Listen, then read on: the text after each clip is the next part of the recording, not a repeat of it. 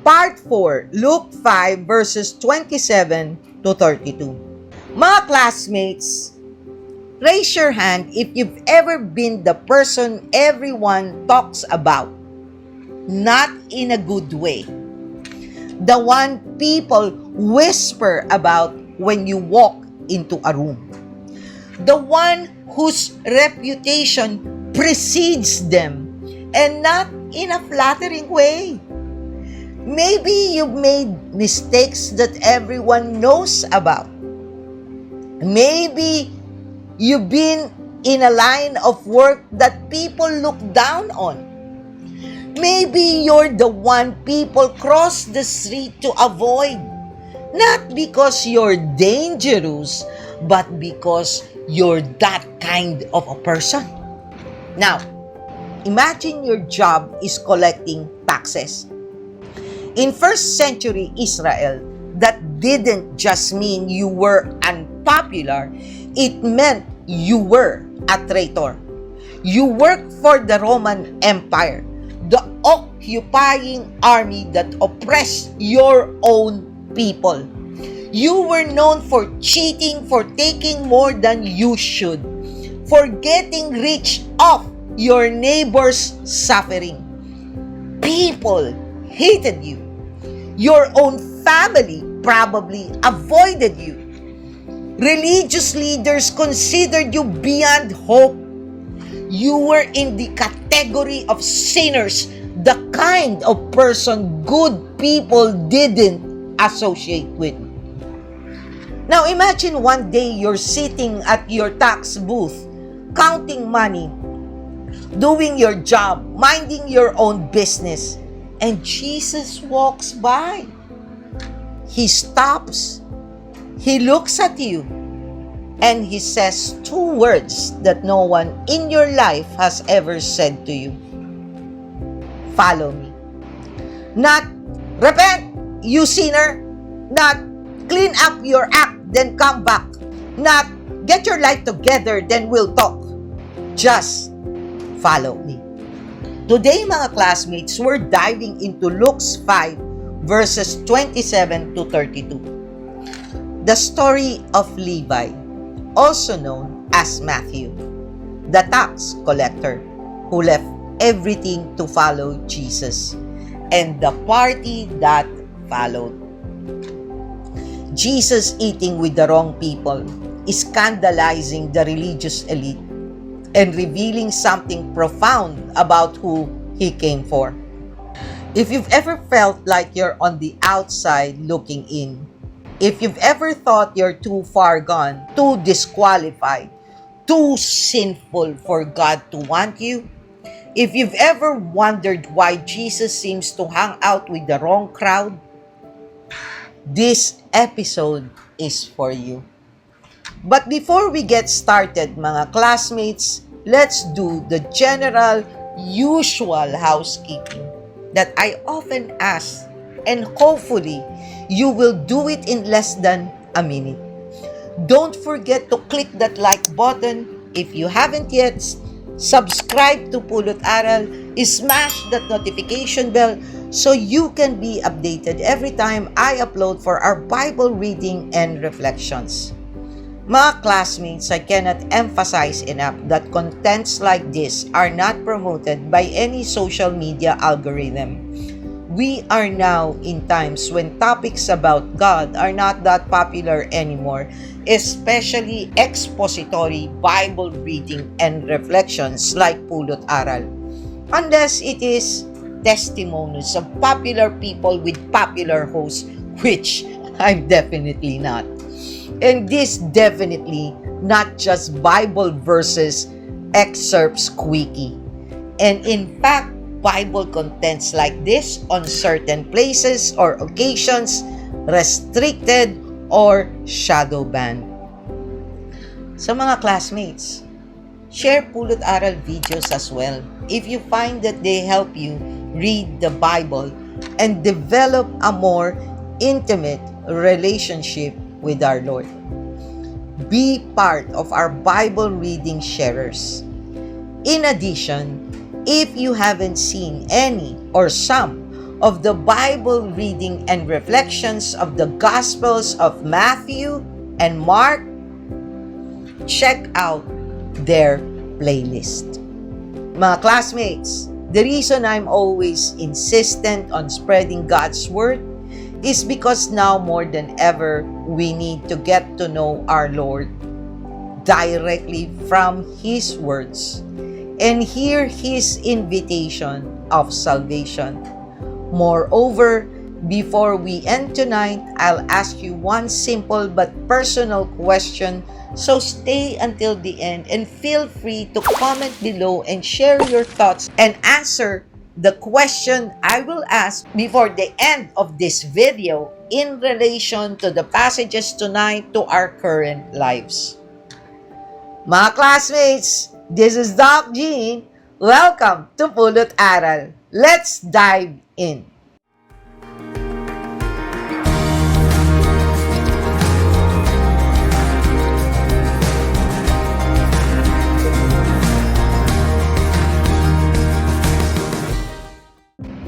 Before we start with our exciting discussion of Luke 5, let's pray and have the Holy Spirit bless us with concentration and discernment and desire to finish reading Luke 5 all the way. Heavenly Father, you are our strength, our protector, and our truth. Keep us from destruction and deception and remind us always to wear your full armor against your enemies' schemes. Help me and my classmates to hear what you want us to hear, see what you want us to see, and live the life you want us to live. Lord, let your presence touch every heart watching this video. Remove our pride, biases, and divisions so only your truth remains. Use this channel, Father God, and our lives to draw more people to your word and to the joy of knowing you personally. Strengthen our faith, deepen our obedience, and make our lives shine with your love so others may see you in us. Let them be moved, Father God, to help this channel grow so we can spread and build a Bible reading community who speaks your words.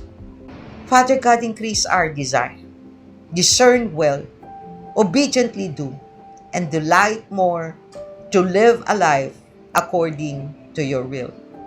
This we ask through Christ our Lord. Amen. Before we start the general overview, context, and discussion, mga classmates, let's first read Luke 5 verses 27 to 32. I will be reading from the ESV version. Jesus calls Levi. After this, he went out and saw a tax collector named Levi sitting at the tax booth, and he said to him, "Follow me." And leaving everything, he rose and followed him. And Levi made him a great feast in his house. And there was a large company of tax collectors and others reclining at table with them. And the Pharisees and their scribes grumbled at his disciples, saying, "Why do you eat and drink with tax collectors and sinners?" And Jesus answered them, "Those who are well have no need of a physician, but those who are sick. I have not come to call the righteous, but sinners to repentance." Okay, let's see the scene in modern terms, mga classmates. Imagine you live in a country under military occupation.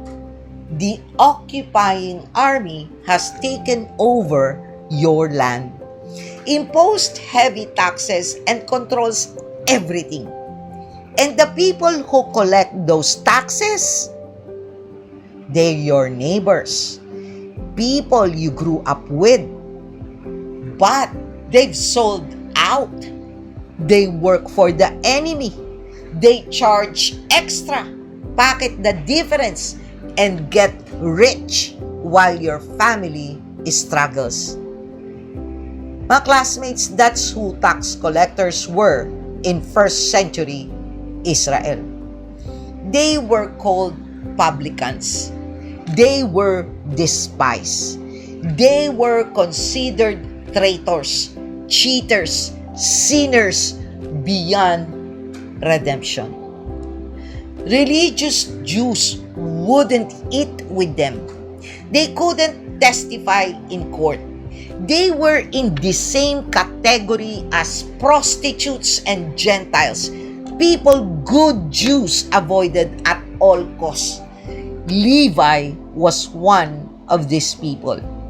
He sat at the tax booth, probably collecting custom duties on goods passing through Capernaum, a bustling trade town on the Sea of Galilee. He was likely well off. He was definitely hated. And Jesus walks by, stops, looks at him, and says, "Follow me." Now, here's a trivia for you, mga classmates. This is the same call Jesus gave to Peter, James, John. Fishermen, respectable working men. But Levi, he was in a completely different category. Fishermen were honorable. Tax collectors were scum. Jesus didn't go find someone respectable. He called the one everyone else had already written off. And what did Levi do? Luke says, leaving everything, he rose and followed him. He left his tax booth, his money, his career, his security, everything. He followed Jesus. Then Levi threw a great feast for Jesus at his house. A great feast. The Greek word means a huge reception, a banquet. And who did he invite? Other tax collectors and others who were reclining at table with them. Luke says, others who were with them. The polite way of saying sinners. The people good society avoided. The people the religious leaders looked down on. Levi invited his people, the outcast, the disqualified, the wrong crowd to meet Jesus. The Pharisees and their scribes were watching. They grumbled, "Why do you eat and drink with tax collectors and sinners?" They weren't asking a neutral question, mga classmates. They were accusing. They were saying, what kind of holy man eats with those people? Doesn't he know who they are? Doesn't he care about his reputation? And Jesus answers with one of the most beautiful statements in Scripture. Those who are well have no need of a physician, but those who are sick. I have not come to call the righteous, but sinners to repentance. This statement by Jesus is a direct quote from a well-known proverb, but he flips it into its head. The Pharisees saw themselves as the well people, the righteous. They thought they didn't need a doctor. But Jesus is revealing their spiritual blindness. He's saying the whole point of a doctor is to be with the sick. The whole point of a savior is to be with the sinners. He is not condoning their sin, mga classmates. He is confronting it with grace and offering them a way out. He is showing that his mission is not to hang out in the holy huddle, but to go to the places where the sickness is. Let's now discuss Luke 5 verses 27 to 32, mga classmates. So what does a story about a hated tax collector have to do with your life right now, mga classmates? But before we delve into the discussion, I hope you have already seen my two-part episodes about the biography of Matthew, from betrayal to belief, the dramatic transformation of Matthew, the tax collector. I do urge you to check it for a much appreciation of who Matthew was. Okay? So, first, Jesus calls the unqualified. Levi wasn't a good candidate. He wasn't righteous. He wasn't respected. He wasn't the kind of person you'd pick to be one of your closest followers. But Jesus picked him anyway. Mga classmates, this shows that what qualifies you for Jesus isn't your resume, or your social status, or your intellectual brilliance, or talents. Reputation doesn't even matter to Jesus. The Pharisees cared about reputation. They wanted to know why Jesus was eating with the wrong people. But Jesus didn't care what they thought. He cared about the people everyone else had given up on. Mga classmates, it's your willingness and availability to follow Him that's important to Him. Remember Matthew 21 verses 28 to 32 about the parable of the two sons?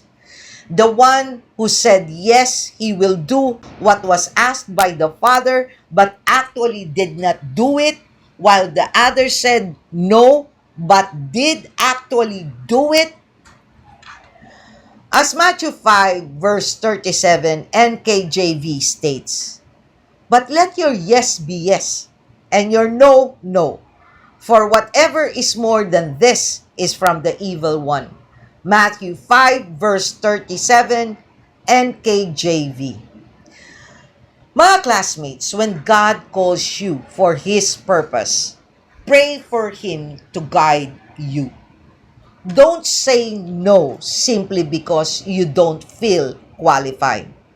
Just always remember, mga classmates, He doesn't call the qualified, for He qualifies the called.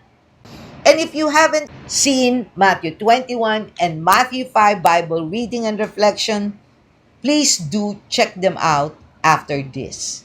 Second, Jesus is here for the brokenhearted. I came not to call the righteous but sinners. Jesus was saying, if you think you're fine on your own, you won't see your need for me. But if you know you're sick, spiritually, emotionally, relationally, I'm here for you. Good news, mga classmates, you don't have to pretend you're okay. Jesus came for people who know they're not. With Jesus, it is truly okay not to be okay. That's why, mga classmates, those who are broken more often than not are the ones who get to hear and accept His invitation of salvation. As Psalm 34 verse 8 NIV version states, "The Lord is close to the brokenhearted and save those who are crushed in spirit." Psalm 34 verse 18 NIV version. Third, religion won't save you. The Pharisees were so focused on purity rules that they missed the joy of redemption. They were more concerned with who Jesus ate with than with the fact that lives were being changed.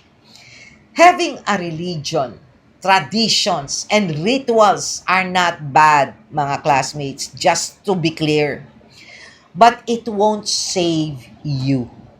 For sometimes religious people, including many of us, get so focused on being right that we forget that having a personal relationship with God is the most important. It is His grace through our faith in Him that will save us.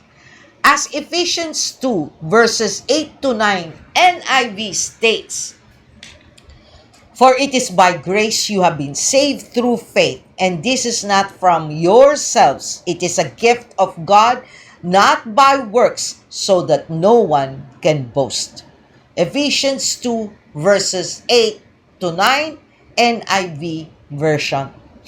And if you have no interest in knowing who He is, mga classmates, and prefer just to know Him the way we prefer to know Him, then you have no relationship with Him. Just religion that's convenient for you. If you want to know more about being born again that does not pertain to religion, then I hope you will check that out for clarity on what it is to be saved and how will you know if you are. Fourth, following Jesus means denying oneself. Levi left everything, his tax booth, his money, his career, to follow Jesus. Following always involves leaving. As per discussed as well in Luke 5 verses 17 to 26 Bible reading and reflection, as is stated in Matthew 16 verse 24, then Jesus told His disciples, "If anyone would come after me, let him deny himself and take up his cross and follow me." Matthew 16 verse 24. Mga classmates, what are you holding onto keeping you from fully following Jesus?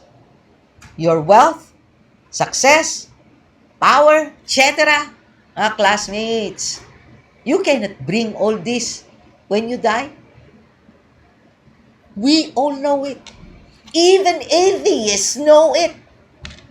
As Matthew 6 verses 19 to 21 NIV states, "Do not store up for yourselves treasures on earth, where moths and vermin destroy, and where thieves break in and steal. But store up for yourselves treasures in heaven, where moths and vermin do not destroy, and where thieves do not break in and steal. For where your treasure is, there your heart will be also." Matthew 6 verses 19 to 21 NIV version. And if you haven't watched Matthew 6 Bible reading and reflection, mga classmates, I highly recommend you spend a time for it. For Matthew 5, 6, and 7 are the best teachings to let you know how to live in God's will. Mga classmates, here's tonight's question.